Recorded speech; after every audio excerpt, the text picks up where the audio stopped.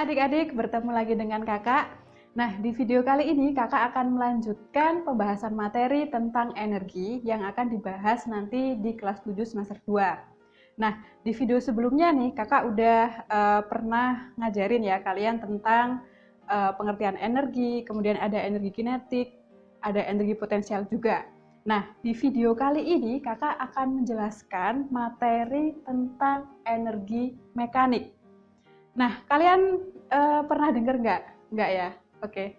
Jadi energi mekanik di dalam fisika itu diartikan sebagai penjumlahan dari energi potensial dengan energi kinetik. Jadi kalau kakak tuliskan persamaannya nih, EM energi mekanik ini sama dengan EP energi potensial ditambah dengan EK atau energi kinetik. Nah, untuk satuannya pastinya sama ya. Jadi hampir semua energi itu satuannya adalah Joule untuk satuan SI-nya. Nah, berarti untuk mencari energi mekanik kalian harus ingat nih, apa persamaan EP dan apa persamaan EK. Kalau kita flashback ke belakang ya, persamaan EP itu adalah M kali G kali H ya, massa kali gravitasi dikalikan ketinggian. Sedangkan EK itu adalah setengah mv kuadrat. M-nya adalah massa dan V-nya adalah kecepatan. Jadi kalian harus ingat itu. Kemudian di energi mekanik ini erat kaitannya ya, atau nanti dia akan menjelaskan tentang hukum kekekalan energi mekanik. Jadi di sini poinnya bahwa energi mekanik dia itu adalah kekal. Kakak pernah jelasin di video pertama kalau nggak salah ya, bahwa energi itu sifatnya adalah kekal. Dia tidak dapat diciptakan, tidak dapat dimusnahkan, melainkan hanya bisa kita ubah. Nah, di energi mekanik konsepnya itu juga sama. Energi mekanik di kedudukan manapun, jadi misalnya di sini ada bola jatuh, ketika di atas maupun di bawah, jumlah energi mekaniknya atau hasil energi mekaniknya itu adalah sama. Jadi persamaan HKEM itu bisa kita tuliskan EM1, energi mekanik di keadaan 1 itu sama dengan energi mekanik di keadaan 2. Meskipun nanti misalnya atau bendanya di tengah-tengah sini, itu juga sama. Jadi diingat, kedudukan atau posisi benda dimanapun dia mempunyai nilai energi mekanik yang sama. Nah, yang beda itu adalah EP sama EK-nya. Tapi kalau di jumlah nanti EM-nya pasti selalu sama. Nah, untuk memperjelasnya, kakak di sini udah nyiapin contoh soal. Di sini kakak bahas contoh soal yang pertama dulu ya. Langsung aja di sini kakak bacain. Di sini ada sebuah partikel bergerak dengan kecepatan 10 meter per second pada ketinggian 20 meter.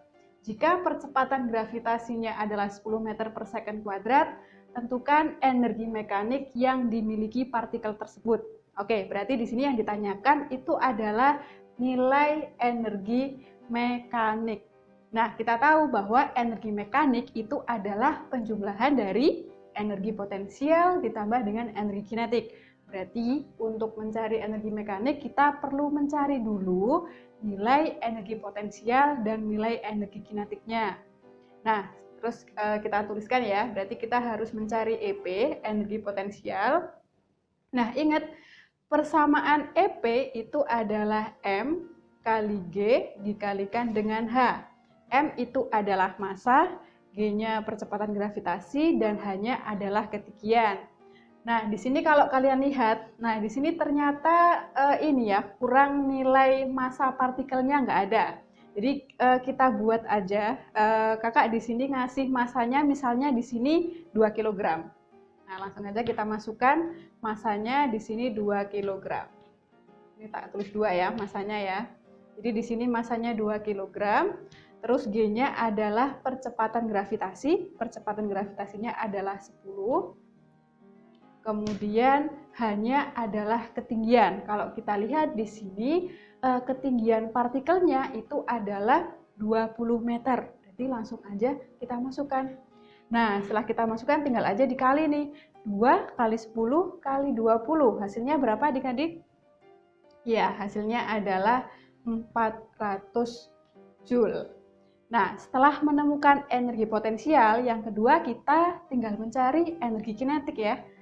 Kita masukkan EK, persamaannya adalah setengah kali M kali V kuadrat. Nah, ini kita masukkan setengah, masanya kita buat tadi adalah 2 kg. Kita masukkan 2, V-nya di sini kecepatannya adalah 10. Jangan lupa di sini dikuadratkan.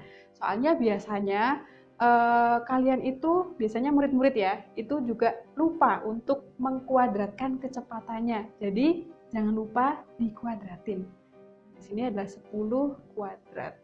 Nah, setelah kita hitung, ya ini kita coret bisa, habis. Kemudian tinggal 10 kuadrat, nilainya adalah 100 Joule.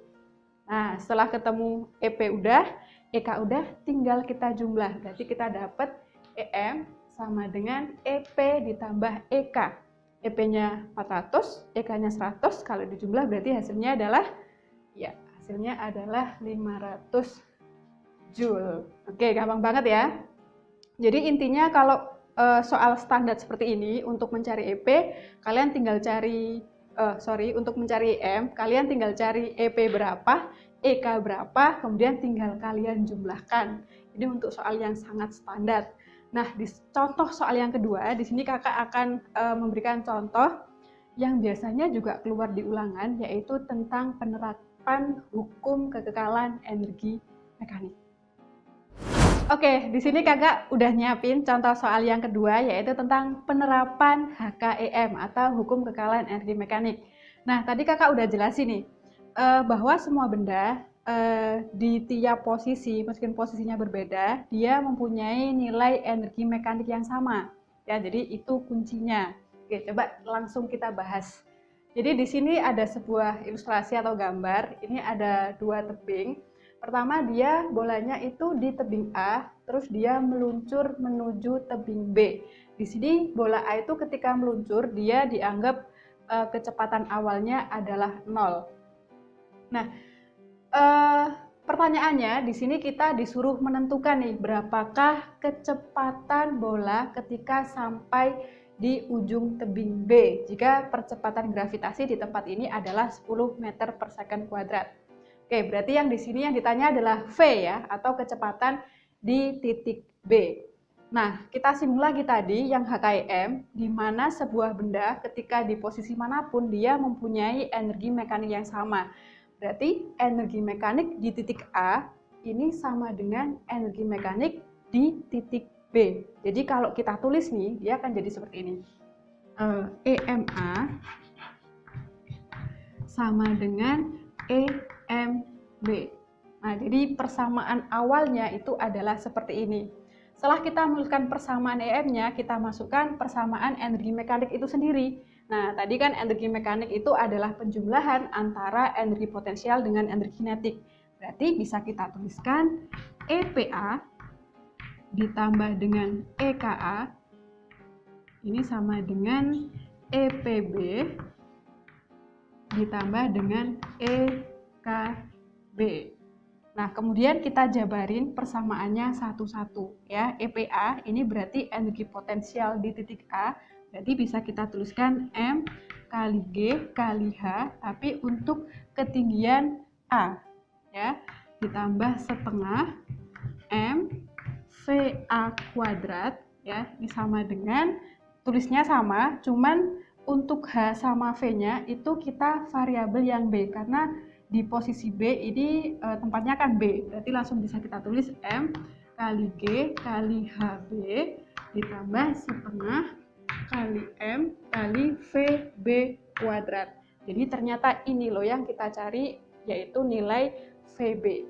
Nah, setelah kita dapat di sini, kita cari variabel yang ada semua. Contohnya kayak M di sini kan ada semua, itu bisa kita coret dulu ya. Kita bagi dengan M semua, jadi ini hilang untuk memudahkan perhitungan. Nah, setelah itu kita urut dari sini ya, kita masukkan angkanya. Di sini gravitasinya adalah 10, kemudian ketinggian ketika di posisi A itu adalah 20, ditambah dengan setengah, kemudian di sini VA. VA ini tadi kan kakak udah bilang ya, VA itu adalah kecepatan ketika dia meluncur dari tebing A. Kalau meluncur dia dianggap kecepatannya adalah 0. berarti VA-nya di sini adalah 0 ya. Jadi nanti ini habis. Terus sama dengan G-nya 10, ketinggian B-nya adalah 5 ditambah dengan setengah VB kuadrat. Nah, dari sini udah kelihatan nih, nanti pasti bisa dicari nilai VB-nya.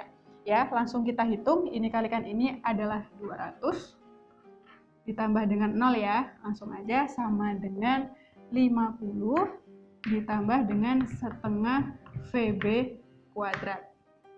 Nah, terus kita lanjutkan dengan aljabar biasa. Jadi 50-nya pindah ke sana nih, jadi tinggal 200 dikurangi 50, hasilnya adalah 150 sama dengan setengah VB kuadrat. Nah, ini setengah pindah ke sana ya, jadinya 150 dikali 2, hasilnya adalah 300 sama dengan VB kuadrat. Nah, karena di sini masih kuadrat, untuk menghilangkan kuadratnya berarti harus kita akar. Nah, berapa nih akar 300? Ada yang tahu nggak? Akar 300 itu berarti sama kayak 3 dikali 100 gini ya. Nah, ini 100-nya kan bisa kita keluarkan. Jadinya akar dari 100 adalah 10. Akar 3 udah nggak bisa lagi, berarti langsung kita tulis 10 akar 3. Jadi jawabannya di sini ya, nilai VB-nya itu adalah 10 akar 3